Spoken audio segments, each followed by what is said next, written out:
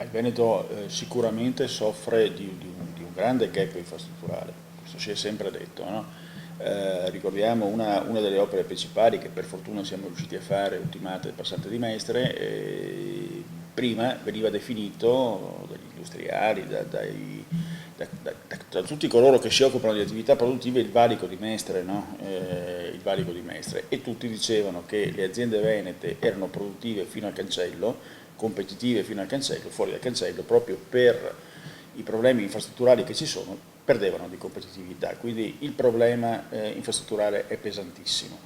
nel Veneto. In parte è stato risolto, passante di Mestre ricordo, in parte è in via di soluzione pedemontana, veneta, ma occorre anche pensare alla realizzazione di alcune altre infrastrutture per poter portare il Veneto a un livello di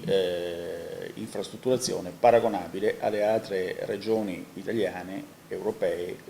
insomma, abbiamo la Baviera abbastanza vicina e non possiamo pensare, speriamo prima o poi di uscire da questa crisi, non possiamo pensare di essere competitivi in un mercato continentale con un sistema infrastrutturale come quello odierno. Riusciremo a collocare il corridoio 5 a sud delle Alpi nel nostro territorio, secondo lei? È quello che stiamo provando come Stato, come Regione da anni.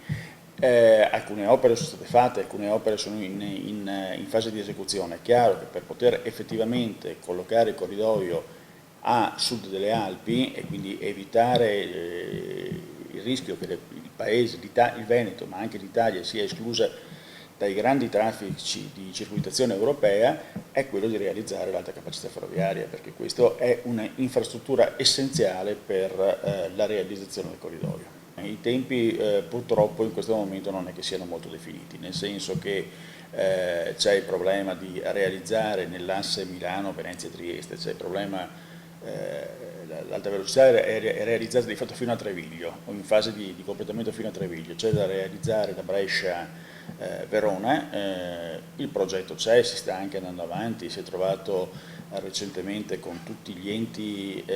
locali interessati la soluzione a un annoso problema del progetto di alta capacità ferroviaria, cioè il problema di Vicenza, quindi è risolto dal punto di vista progettuale, purtroppo mancano i soldi e quindi questo è un problema non trascurabile. Recentemente come Regione, insieme a Confindustria, abbiamo prodotto uno studio che è stato prodotto al Ministero delle Infrastrutture in cui si ipotizza una possibilità di realizzazione, diciamo, di una prima fase dell'alta capacità per circa 4 miliardi di euro. Sarebbe importante partire già con questo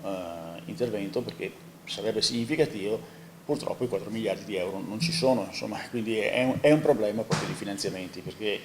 nel Veneto abbiamo dato una risposta ai problemi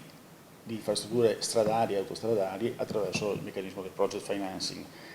Nel settore ferroviario il project financing non si adatta perché non ci sono i ritorni da tariffa che possano consentire un investimento del privato, quindi ci vogliono fondi pubblici, insomma, questa è la situazione.